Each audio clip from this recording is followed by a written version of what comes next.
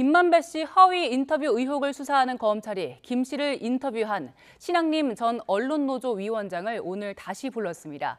지난 7일 소환 조사 이후 나흘 만인데요. 취재기자 연결해서 자세한 내용 알아봅니다. 임성호 기자. 네, 서울중앙지검입니다. 네, 신앙림 전 위원장 언제쯤 검찰에 출석했습니까? 네, 신 전 위원장은 오늘 오전 9시 50분쯤 검찰에 출석했습니다. 신 전 위원장은 검찰이 진행하는 압수물 포렌식을 참관하러 왔는데요. 앞서 지난 1일 검찰은 신 전 위원장 주거지와 사무실을 압수수색한 바 있습니다. 신 전 위원장은 대선 국면이던 재작년 9월 김만배 씨와 공모해서 당시 국민의힘 후보였던 윤석열 대통령에게 불리한 허위 인터뷰를 하고 뒷돈 1억 6천여만 원을 챙긴 혐의를 받습니다. 청사에 들어가기 전 기자들과 만난 신 전 위원장은 허위 인터뷰를 사전에 공모했다는 의혹을 거듭 부인했습니다. 저는 9월 15일 이전에 화천대유 사무실에 간 적이 전혀 없기 때문에.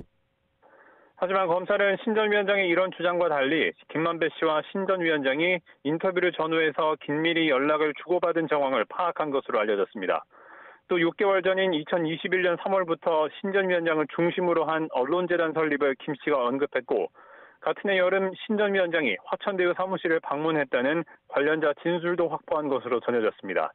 거의 20년 만에 만났다는 두 사람의 주장과는 배치되는 정황입니다.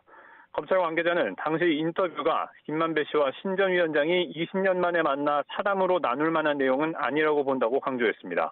김 씨가 대장동 사업을 자세히 설명하고 윤 대통령을 언급하는 등 의도성 있는 여러 단어를 말했다는 것이 검찰의 판단입니다. 앞서 검찰은 지난 7일 신 전 위원장을 배임수재와 청탁금지법 위반 혐의 피의자 신분으로 불러 14시간가량 조사했습니다.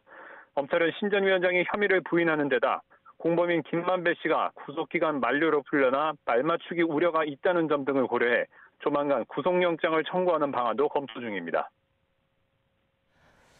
네, 이번 사건과 관련해서 검찰이 지난 2011년 부산저축은행 불법 대출 사건 기록도 분석하고 있다고요? 네, 특별수사팀은 지난 주말 2011년 부산저축은행 불법 대출 의혹 수사 당시 기록 등을 자세히 분석하는 데 주력한 것으로 알려졌습니다. 당시 수사가 윤석열 대통령의 수사 무마 의혹과 또 허위 인터뷰 의혹의 시발점이 된 만큼 그 진위부터 가려서 이번 수사의 정당성을 다지려는 것으로 보입니다. 앞서 김 씨는 신 전 위원장과의 인터뷰에서 부산저축은행 수사 당시 대장동 대출 브로커 조우영 씨 수사를 박영수 전 특검과 당시 검사였던 윤 대통령을 통해 무마했다는 취지로 발언했습니다.